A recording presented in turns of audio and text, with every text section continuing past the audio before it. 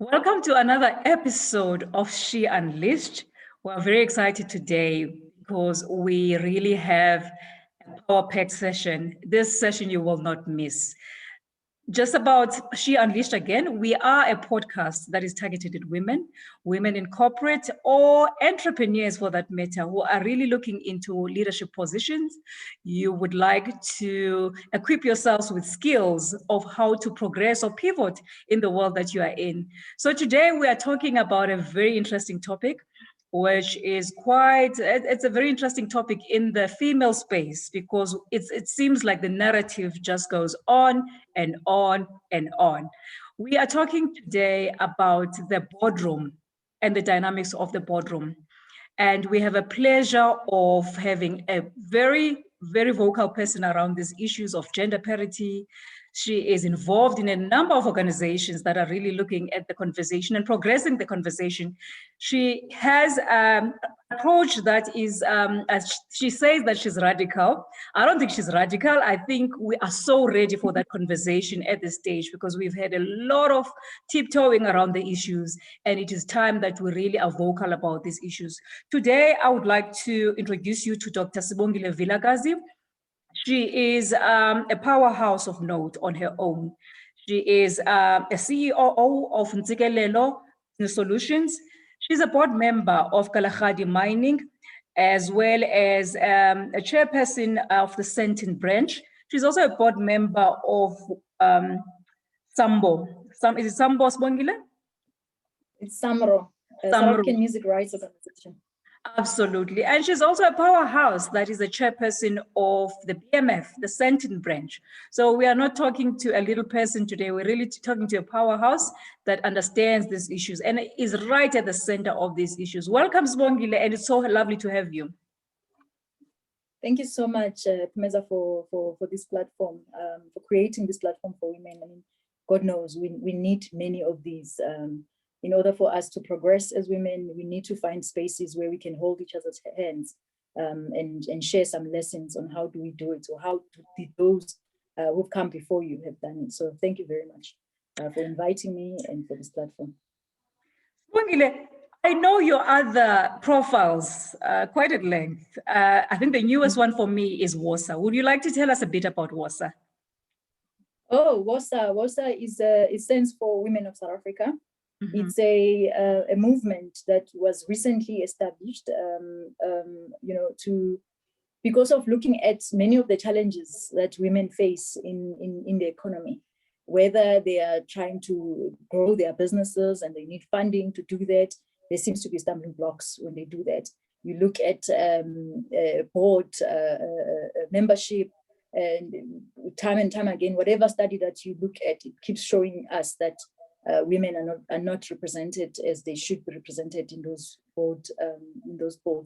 And then you look at companies like in EXCO, executive levels.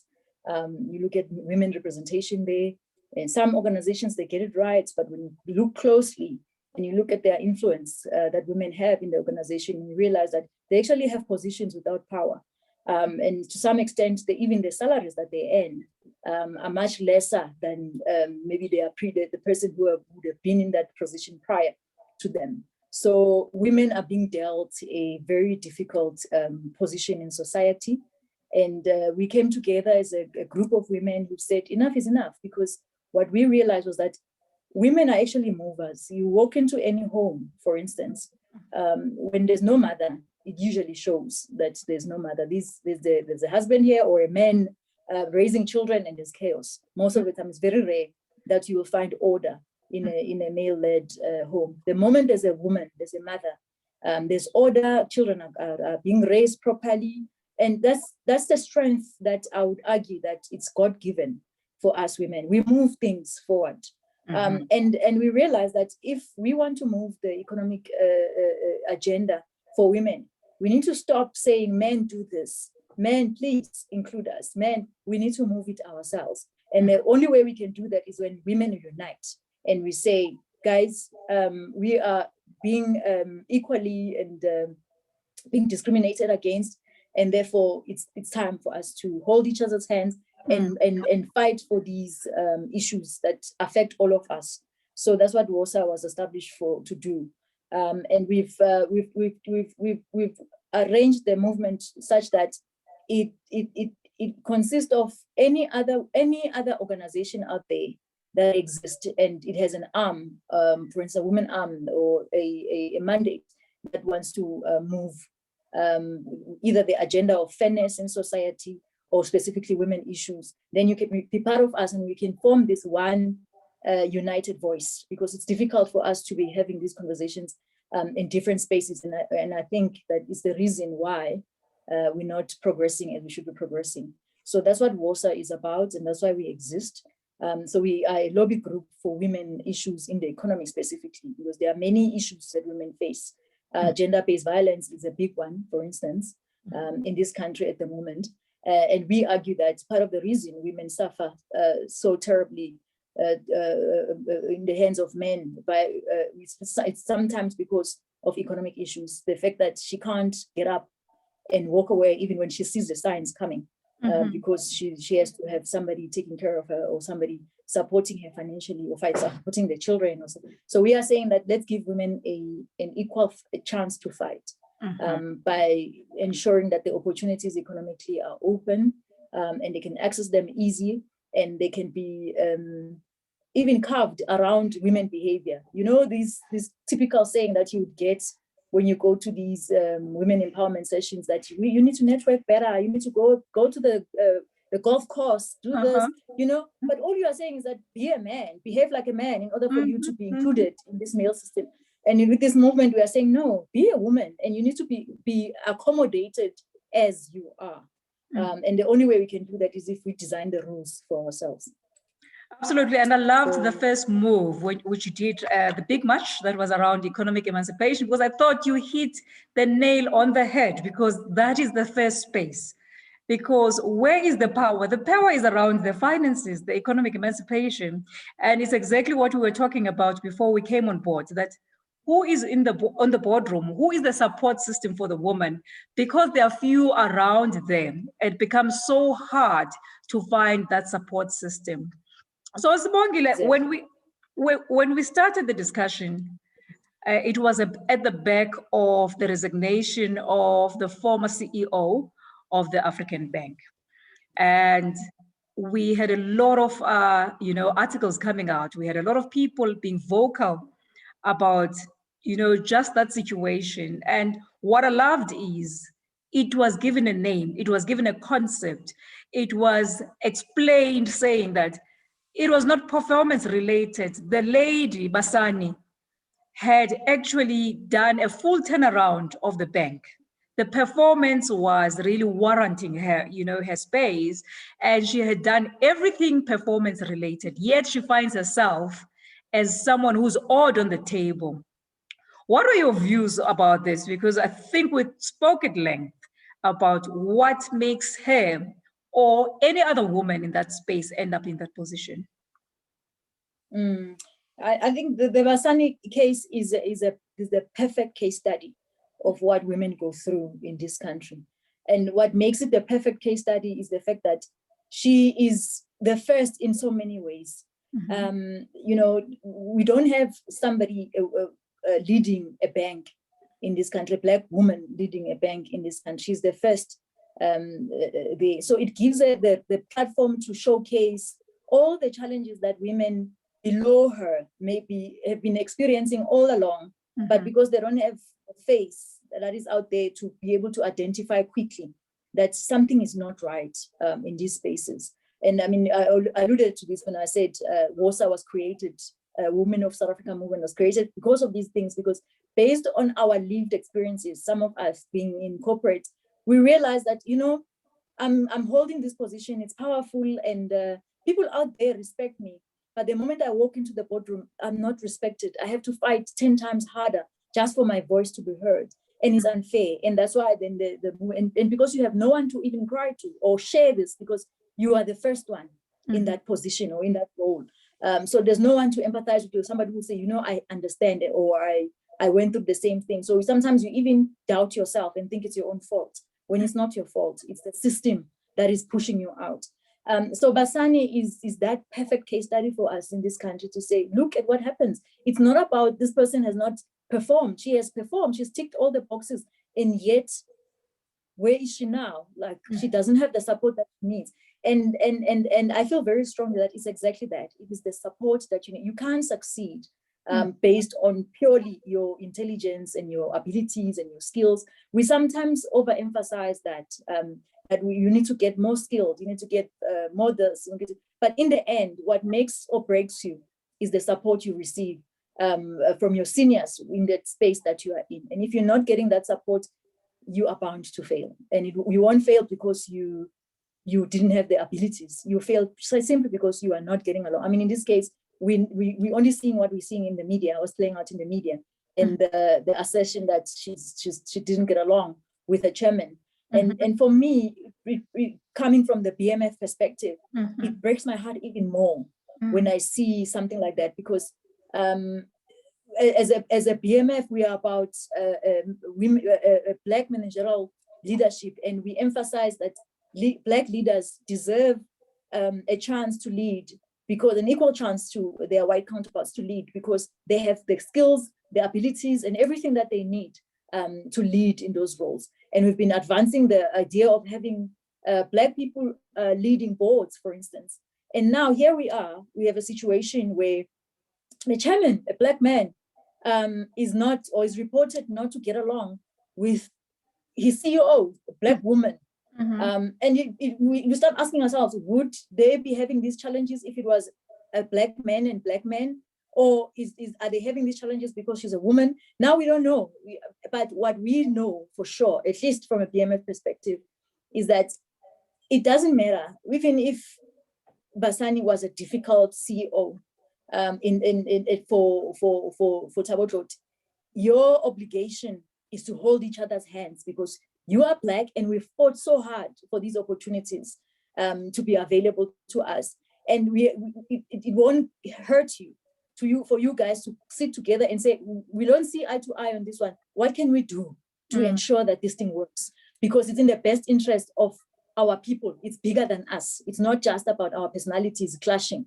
It is bigger than the two of them. So for me, it breaks my heart specifically for that reason, that now, I mean, even if we intervene as a BMS, for instance, it's almost embarrassing, because it's like, now we have to go and intervene amongst ourselves. It makes it very difficult.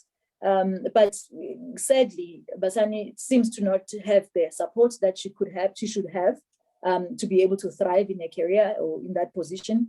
And it has resulted in what we see as a result. She has decided to move, or she's been pushed out, however you decide to look at it.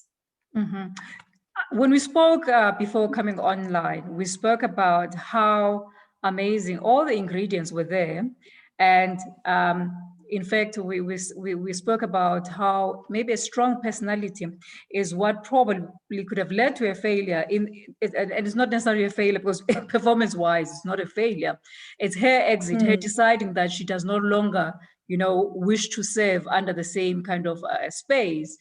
She had all the ingredients, and what we spoke about was sometimes that is probably what is wrong, because people are expecting to save you and support you throughout.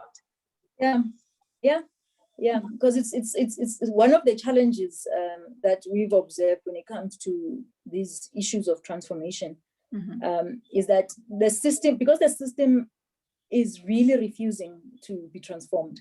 It is fighting back, and it finds ways to fight back. And one of those ways of fighting back is by going for someone in order to tick the box that you've done the right thing and you look like you are on board with this agenda that the country is driving. So they go for a specific individual, and often that individual is someone who can easily be manipulated, easily controlled, may not have the right skills for the job, and therefore is forever grateful for the position and willing to be guided all the time. And so when you come in and they think you are that person, sometimes, I mean, in her case, for instance, she's even young. I mean, she's in her 40s. So it's possible that the system could easily think, oh yeah, let's bring this one. She still needs to be groomed. We can control her. and do all sorts of things. And then voila, she comes in, she's got strong personality or strong views. She knows what she's talking about, and she wants to run the show by herself. She doesn't need a hold handy. She doesn't need a father to come in and help her in this position. That becomes the problem, because now you can't fit in that scenario, because the system thought it was bringing in a specific individual, but you turn out to be a different individual. So sometimes that becomes an issue, and you have to make a decision or a call. What do you do next? And I'm very proud of her, I must be honest, for her to then decide, okay, if the system does not want me, instead of me assimilating and suiting the system, because many of the individuals, they end up doing that. After too many pushes and pushbacks, they realize in order for me to survive here, I have to toe the line, do what is expected of me, act stupid if I have to act stupid, in order for me to survive the environment. But that's when you die slowly. You've sold your soul and you will die a slow death. So the best scenario in that situation is to jump out and see what else you can start on your own. I mean, who knows? She might just emerge in another environment where we've been talking about starting a bank as Black people in this country. Why not just start it and have people who have the skills already, who come from these kind of environments? So possibilities for her are many. She will still succeed in many ways. However, we challenge a system that it continuously is trying to push people to fit into a specific scenario that they may not be fitting in.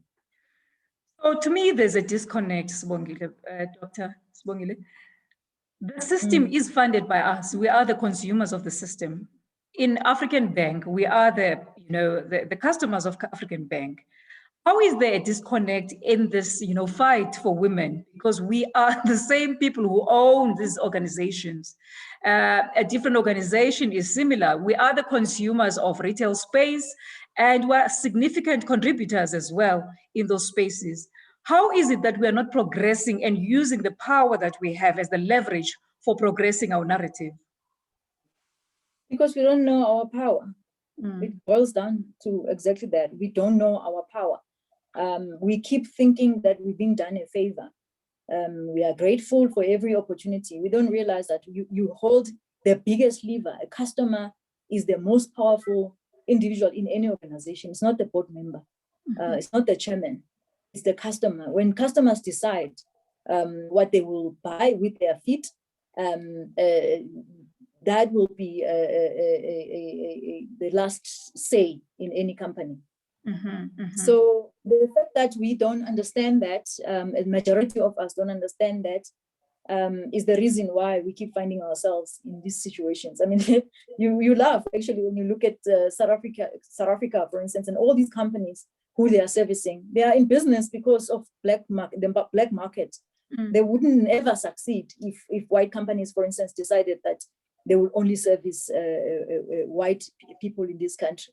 And yet, when you look at who's leading those companies, who's at the decision-making spaces in those companies, it's only mostly white people.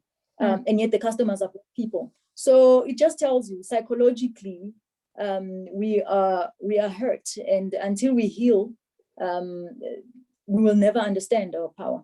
And which for me is unfortunate.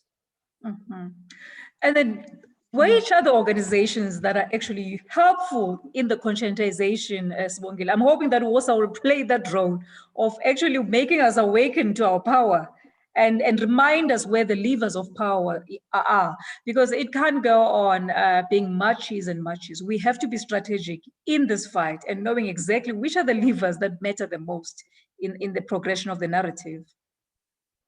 Yeah. Definitely. And by the way, the march was the third activity that we had done. It was one of the activities. The first activities that we did was exactly that, trying to get women to, one, hear about what they intend, what WOSA is trying to do, and then also say, we welcome you, please come on board. The lobbying that we did, we wrote a letter to the president, open letter to the president. We suggested the 50% set aside. We got the 40%, which, it's good enough, but it's not what we had asked for, but it's still good enough from the president. So, and then the march was another aspect of the movement. But the last or the next aspect of the movement is that we want to then have a almost like a conference with women researchers and women, ordinary women, to say how do we take this voice of ours forward? You know, how do we use WOSA then to become that mouthpiece? And we are busy at the moment also putting together a barometer, because you can't influence what you can't measure, what you don't know. And we have a number of studies in this country that talks to an aspect of women, and which is very odd when you look at the women are the majority of the population, and they are majority of the people who've been left behind by the systems. So you would think that logically, if you want to move majority of the population forward, then you have to look at who's the majority. And in this case, it's women. So policies should have a women bias in order for them to be able to meaningfully move the majority forward. And yet it's not happening. And one of the reasons it's not happening is because we don't have data that has been collected similar that shows the clear picture that this is how the women's situation is. And if you want to change it, these are the levers that you need to change it. And we're busy with that right now. We're busy putting that together. That is powerful, Dr. Sibongile. Tell me, in all your years and your work around the gender parity issues, is it all doom and gloom? Is it really the fact that nothing is moving, or have you seen at least some wins that we could look at as at least, progressing the discussions? No, I think we've had definitely some wins. We can't say, for instance, my mom wouldn't have dreamed of being in the position that I'm in right now as a woman. So I would be lying if I would say nothing has changed. So there is progress. However, the progress is very slow. And sometimes the progress is also hindered by our own socialization or social norms and social expectations. Because for women like me, for instance, if I were to compare myself to my mother, who is very strong, like she would have been a brilliant leader of a strong company if she had the opportunities that she could have had. However, she still has, in her strength and everything, she still worries that, am I going to find a partner? Will I marry? And are you not too strong to intimidate a man? That's social norms that creeping in. And sometimes women hold themselves back because of that even if you have the capabilities of running the biggest company, you can't do it, not because someone is stopping you, but because you are stopping yourself, because you feel that if I push myself too hard, I may end up alone. And I don't want to end up alone if you don't find men who are supporting you in your authenticity. So there's definitely some changes that have happened. However, they are not good enough. And what scares me actually is that I think we've hit a plateau. I mean, you look at any report again, any studies, they show you it's almost like women are it's no longer cool to be advancing women in the board. So men are not boasting about it anymore to say, look at my board and how many women I've got, look at my company and how many women I've got. It's no longer this cool thing. And therefore we've reached a plateau, and it concerns me. I mean, even when you look at JSE listed companies, for instance, how many of them are led by or have CEOs that are women? Only 3% of them. Women on boards, formulate for 20% of the members of boards.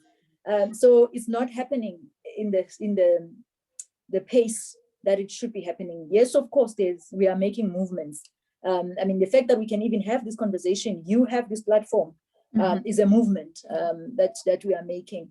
Because the young woman out there who's watching all the women leaders that you've been interviewing suddenly sees that there's role models, it's possible, and sometimes that's where you start by having role models, and the enough role models you have then becomes a norm, it becomes a social norm that women hold these positions, and they can even earn more than their husbands, and it's normal and it's okay.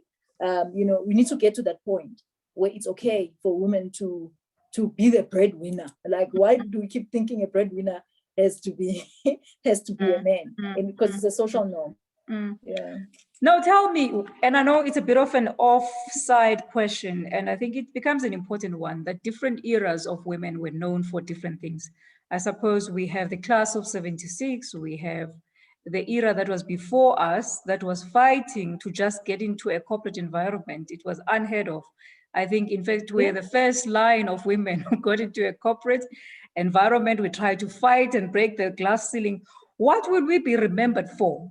Because at least the ones before us, we know the strides that they made. What are we handing over as a legacy to our children? Well, I think I'm the generation after you guys, the millennials, because the, the generation that we found when we got to corporate was the some of them we admired them because oh my God, you are an executive, you know, in this company, and sometimes you're the only one, you have an HR role, and all males around you. So we admire you, and then after a while we feel like, no, but I don't want to be this woman who's alone all the time.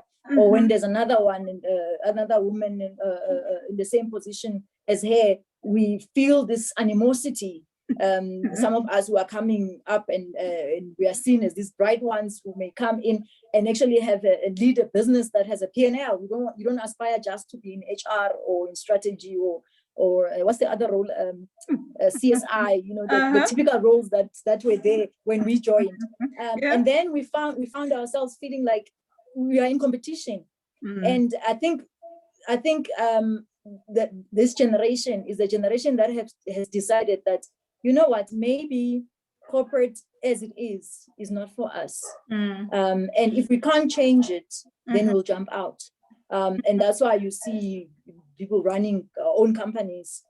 Partly it's because of that you're like, I would rather be remembered for creating something of my own than for fitting into a system that reminds me every day that I do not belong. And I must try very hard to feed myself to belong. So we refuse that. And I'm really hoping that we will see a number of those women who are saying, let's build our own thing.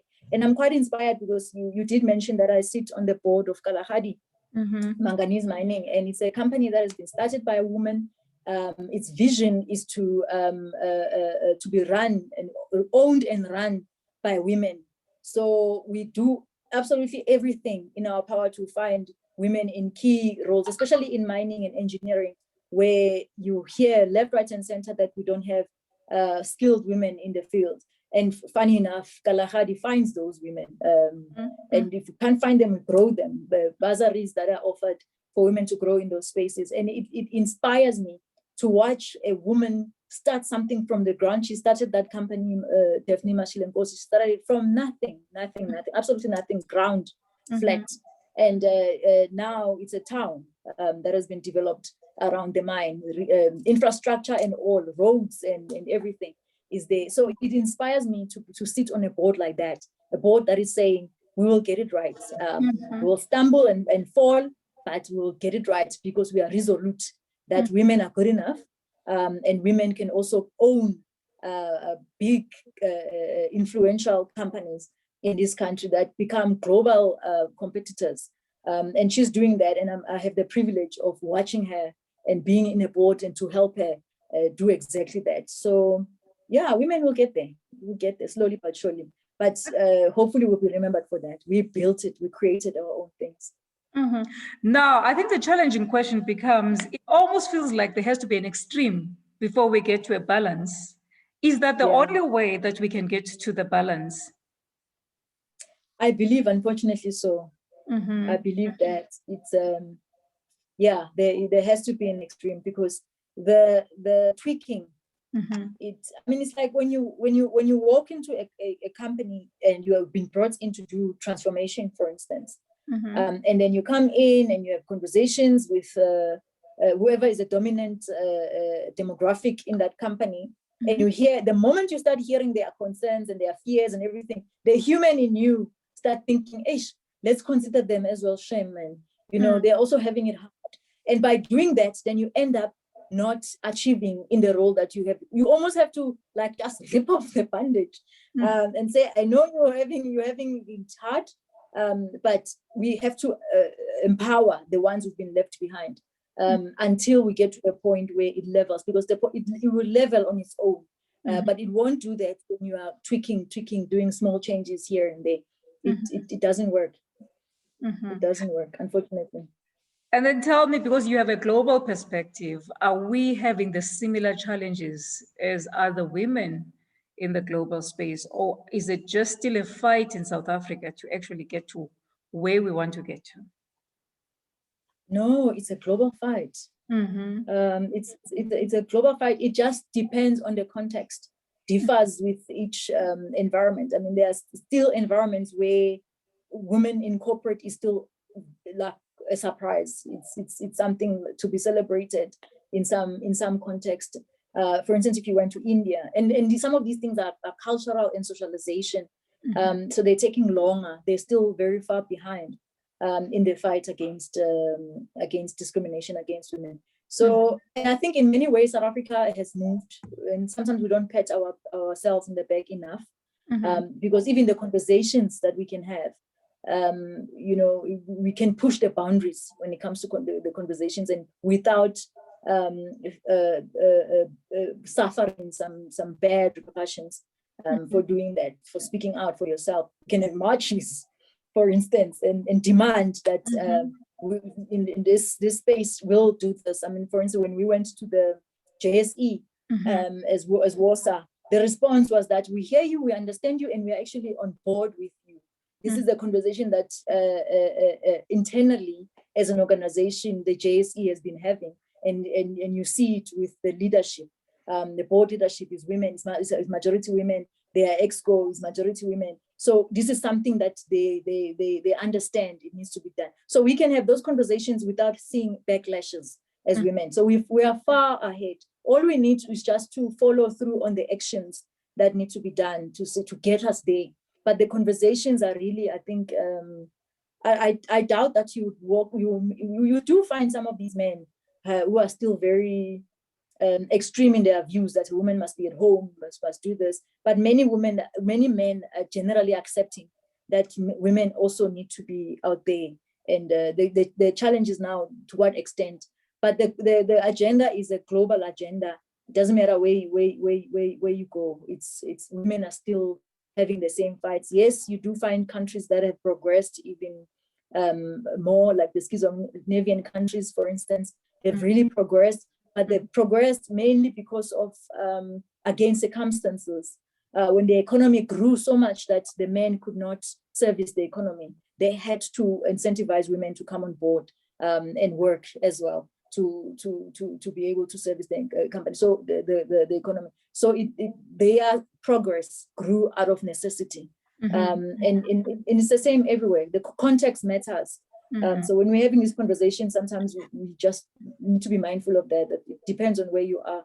And I think South Africa has also moved from a mindset perspective. At least we're having the right conversations. And then tell me, what would you advise the women following behind you that they need to do more of in order to, take the baton from you and move it forward?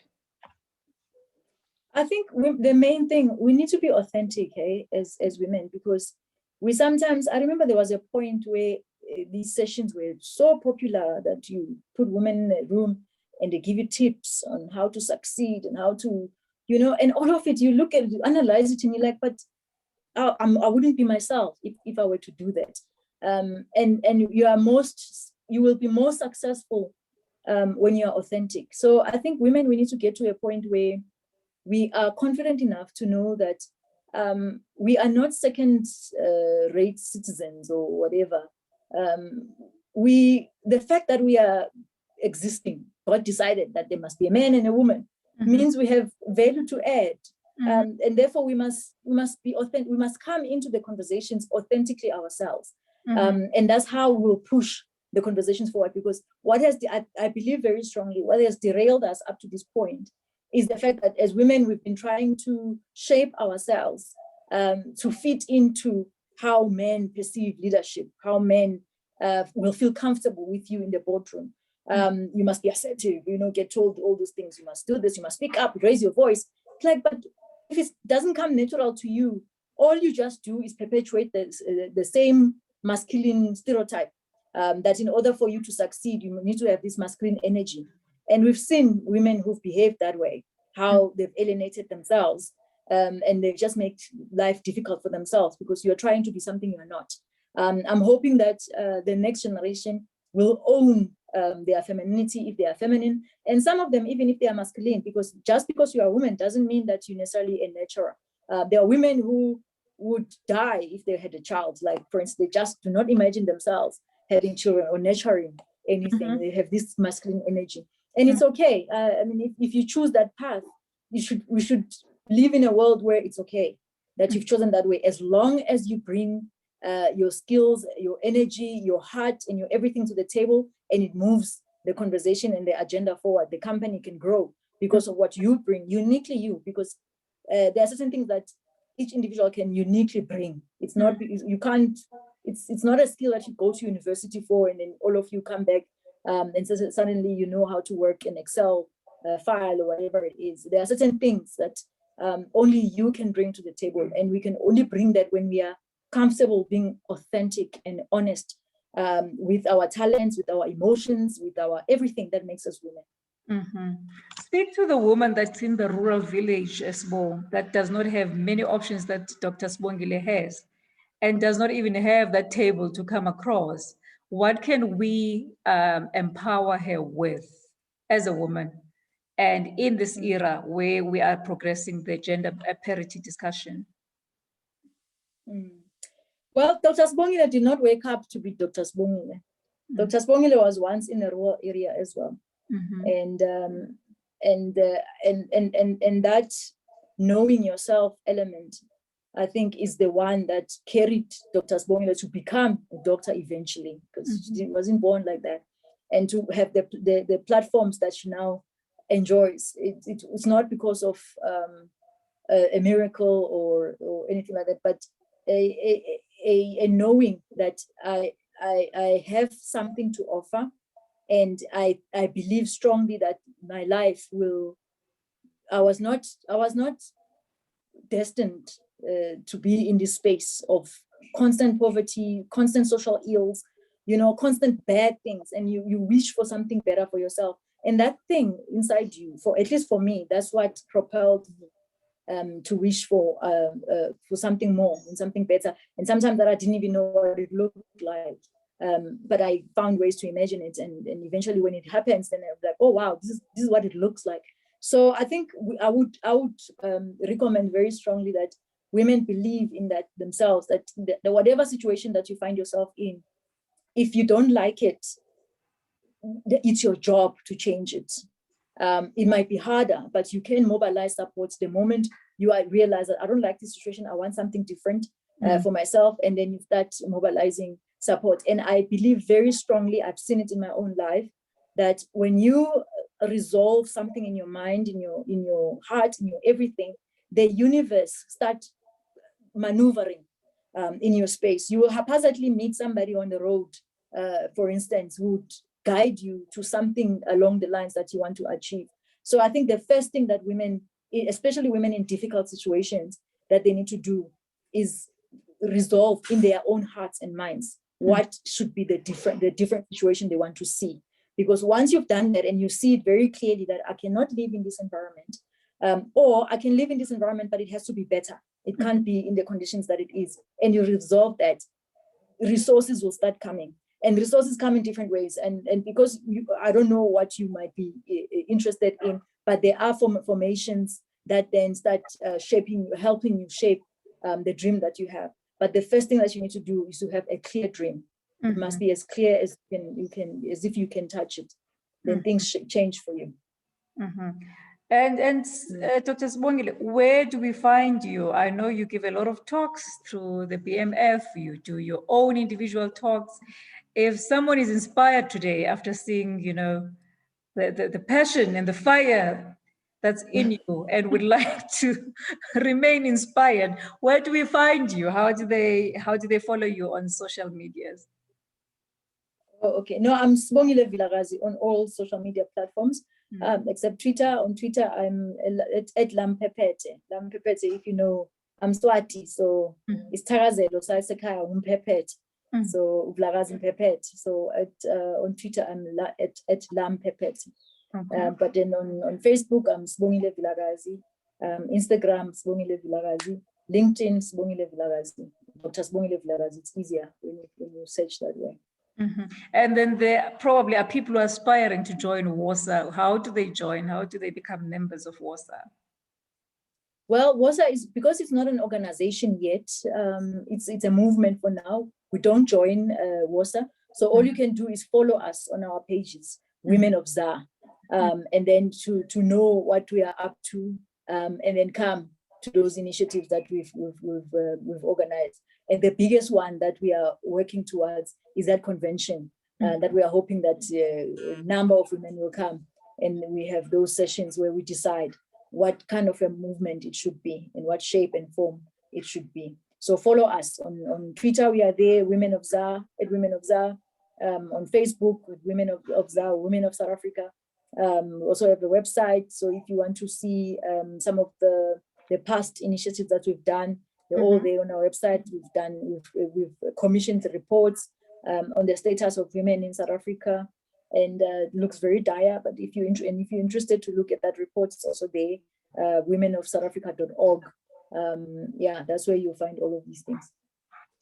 Wow, the time just went that quickly. That's how I think powerful the discussions were, and it was quite engaging. And it's a deep topic to talk about, and we can never finish it. You know that there are layers and layers to all of this. But I think you certainly made it easy, and you really raised very interesting aspects to it.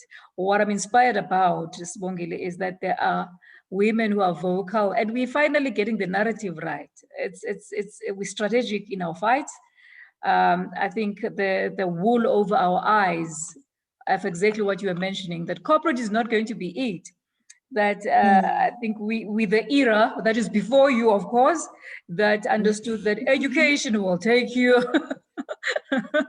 But I suppose there is a powerful lineup of women that are coming up and saying, like, we will build our own businesses. We will progress the narrative in the best way that we know how.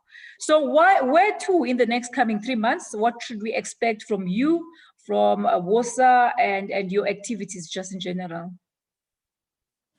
No, I'm hoping to grow.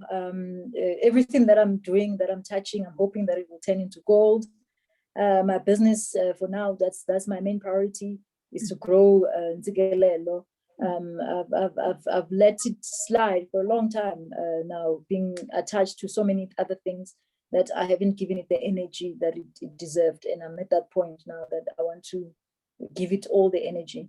And grow that business, and hopefully it will be a global force to be reckoned with in the near future.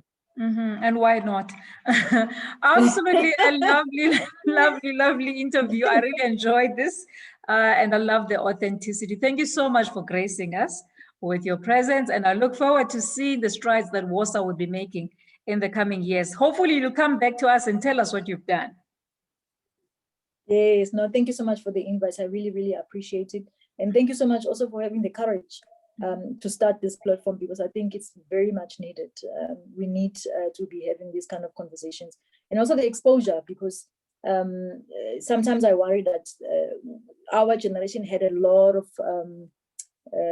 role models, many first women, and now that has died down a bit. I mean, magazines, for instance, are no longer doing as well as they were doing during those times. So you have to progress to the next thing to expose these issues, and you've done exactly that. And because this is the new way now of reaching people out there, especially young women who need role models, who need to know, especially the ones you were talking about in the rural areas, that it's possible. You can rise out of those ashes. You're not, as long as you believe and you know that you're not destined for that scenario, you can always change your scenario, and you will find people who are willing to help you. Absolutely. Have a pleasant evening, and thanks very much again, once again. Thanks, Dr. Sibongile. Thank you so much.